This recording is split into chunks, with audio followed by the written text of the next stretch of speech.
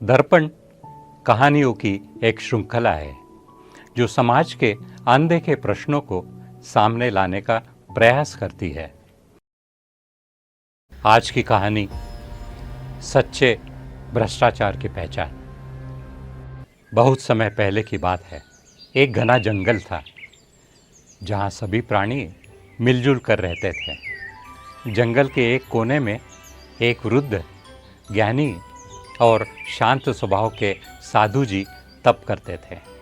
दूर दूर से जानवर उनके पास सलाह लेने आते थे। एक दिन हिरण, लोमड़ी, बंदर, सियार और मोर आपस में बहस करते हुए साधु जी के पास पहुंचे। हिरण बोला, साधु जी, लोमड़ी ने पानी की लाइन जंगल में लाने के बदले खरगोश से आम के फल मांगे।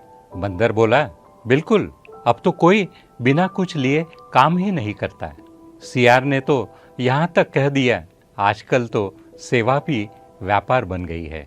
ये सब भ्रष्टाचार नहीं तो क्या है? साधु मुस्कुराए।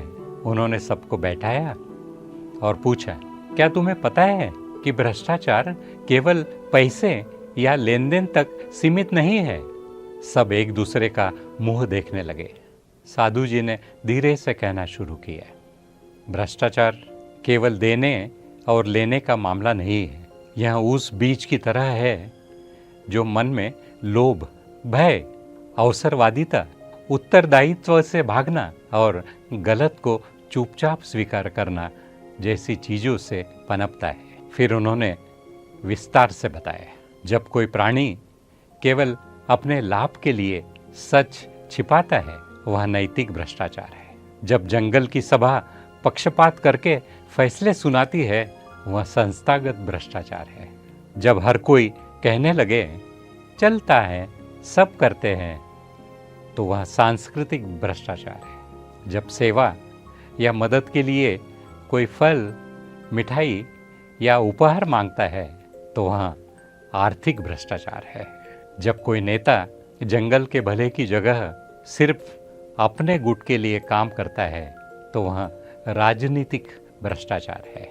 और जब सच्चाई को तोड़ मरोड़ कर बताया जाता है, वह बौद्धिक भ्रष्टाचार है।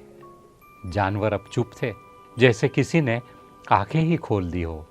मोर ने धीरे से पूछा, तो क्या हम सभी किसी न किसी रूप से भ्रष्टाचार को बढ़ावा दे रहे हैं?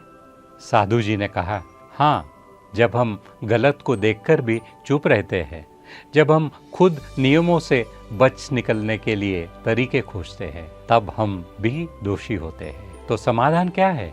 बंदर ने पूछा। साधु जी बोले, हर एक को स्वयं की जिम्मेदारी समझनी होगी। व्यक्ति को नैतिक बनना होगा, समाज को जागरूक और साहसी बनना होगा, और सरकार को जवाबदेह है। फिर उन्होंने एक वाक्य गूंजती आवाज में कहा, स्मरण रहे, भ्रष्टाचार का परिणाम अंतिमतः क्षति ही होता है, चाहे वो व्यक्ति की आत्मा की हो, समाज की प्रतिष्ठा की हो या राष्ट्र की प्रगति की।